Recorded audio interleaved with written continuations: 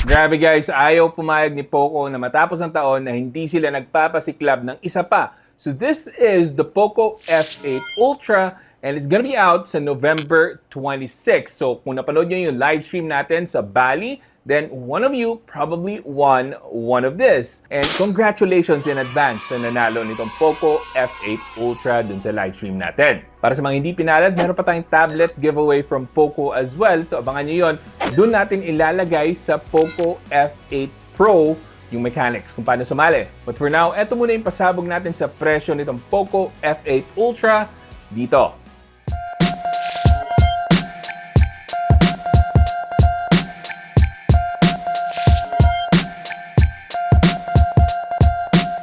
Now that we have the price out of the way, let's do a quick unboxing of the Poco F8 Ultra and I'll tell you more about this phone kung worth it bang i-upgrade yung Poco F7 Ultra nyo papunta dito.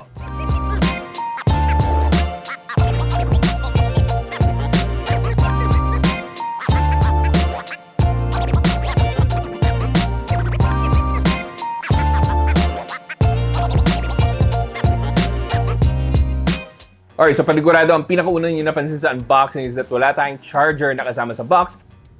No! Pero I will have to tell you na meron po itong charger na kasama sa box sa Asian version.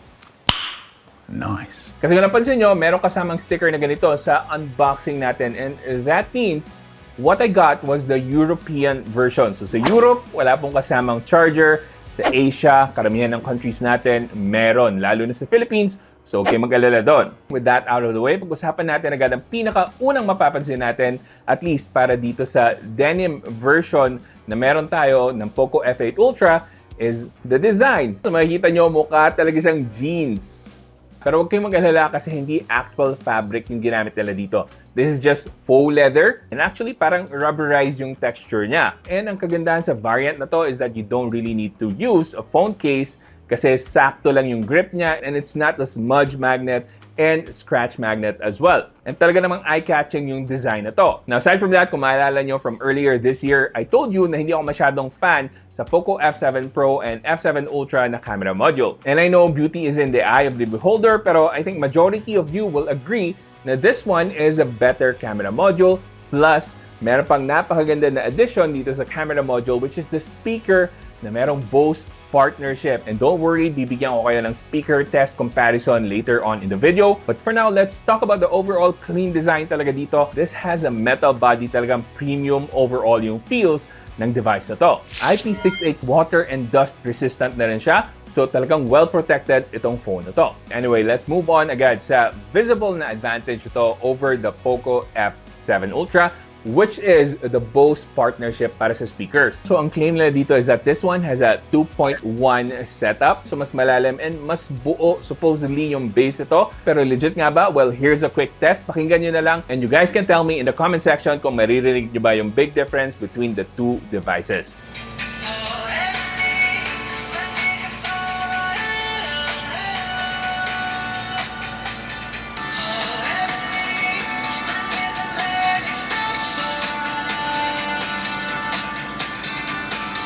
Next up, pag-usapan natin yung 6.9 inches display nito. So this one has 120Hz refresh rate and they call this Hyper RGB na AMOLED. And ang pinaka na-appreciate ko dito so far is that we can use this outdoors without any problems na hindi gaanong kaliwanag yung display natin because this can go up to 3,500 nits in terms of overall brightness and this can also go as low as 1 nit. So kung patulog na kayo, ayaw nyo yung medyo masakit sa mata nyo, you can use this without straining your eyes. So as usual, kung ano may nakasanayan natin with flagship level AMOLED displays, you will get that here sa Poco F8 Ultra. So we get very vibrant colors, very fluid and crisp display. Mataas yung overall resolution.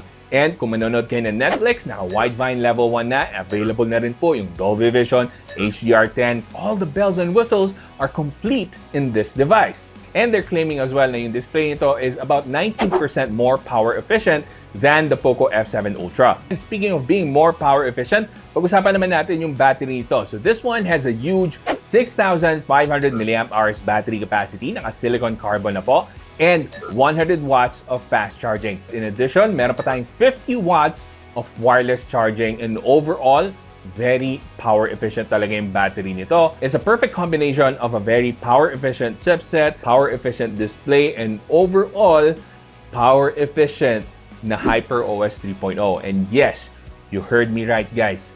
Power efficient ang HyperOS 3.0. We'll talk about that next. So with the HyperOS 3.0, sobrang sisiyo lang po makakuha ng about 2 days of battery life or casual usage. Actually, kahit heavy usage pa panigurado aabot ng 2 days yung battery life nyo. Huwag nyo lang sagarin, of course, sa mga AAA games. But with that said, I know yung reputation ng HyperOS isn't too good, but I'll be the first one to tell you guys na legit po yung HyperOS 3.0. It really does feel super smooth, napaganda ng animations, and grabe yung customizations na pwede natin magawa dito. Napakaraming themes na pwedeng gamitin, maraming wallpapers na available sa theme store, and yung lock screen nyo, pwede nyo pang i-personalize, i-adjust nyo to your heart's content. And available na rin dito yung Xiaomi Hyper Island na feature. So, ito po yung parang dynamic island sa mga iPhone, so pwede nyo itong pakinabangan sa mga compatible applications. Now, aside sa Bose speaker advantage para dito sa F8 Ultra, we also have an upgraded performance with the Snapdragon 8 Elite Gen 5 compared to the Snapdragon 8 Elite sa F7 Ultra. Does it make a real big difference? Well, according to Poco, this will provide you about 20% of enhancement in CPU performance and about 35% of improvement in power efficiency. Additionally, yung bago niyang Adreno GPU architecture boost graphics performance by about 23%. And yung AI computing power nito has also increased to about 37%.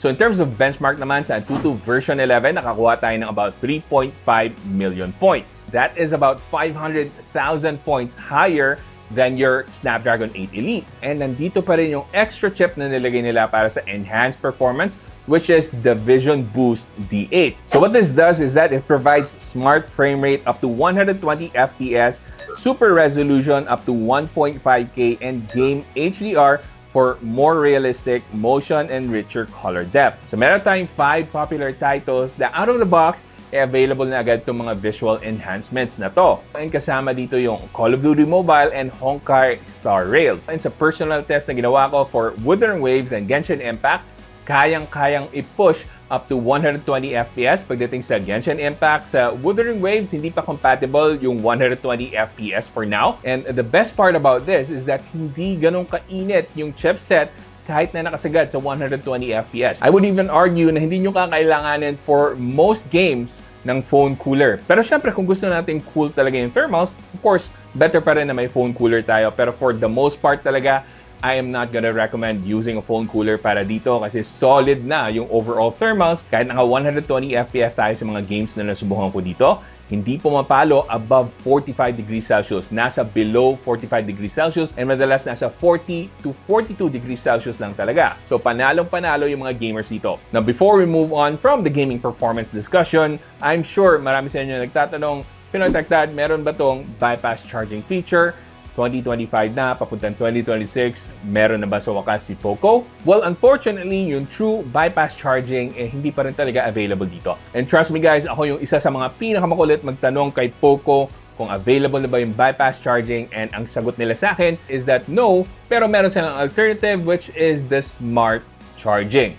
So, parang trickle charging lang para hindi ganong uminit yung phone natin kahit pa nakasaksak and naglalaro tayo. But moving on, I'd like to talk about the cameras on the Poco F8 Ultra. So dito, meron rin tayong huge upgrade in terms of the telephoto lens, but let's talk about the main lens first. So yung main lens nito is using the Light Fusion 950, which is the same lens that they use para sa Xiaomi 15T Pro. And if you don't know, yung Xiaomi 15T Pro is a really good camera phone na nasa mid-range level. So what that all means for you is that we get a really good camera package sa main lens pa lang yon. Pero bukod sa main lens, meron tayong malaking upgrade pagdating sa telephoto, which is now 5 times na. So 5 times optical zoom, that is absolutely a game changer for something at this price point.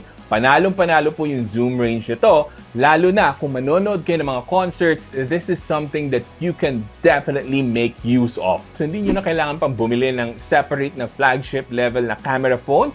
This will be enough for most people kahit na manonood kayo ng mga concerts. Overall quality niya is not quite flagship level yet, pero papunta na doon si Poco. And I appreciate na nandito rin yung super macro mode and they've improved as well. But improvements doesn't stop there kasi meron din tayong improvement pagdating sa selfie camera na to.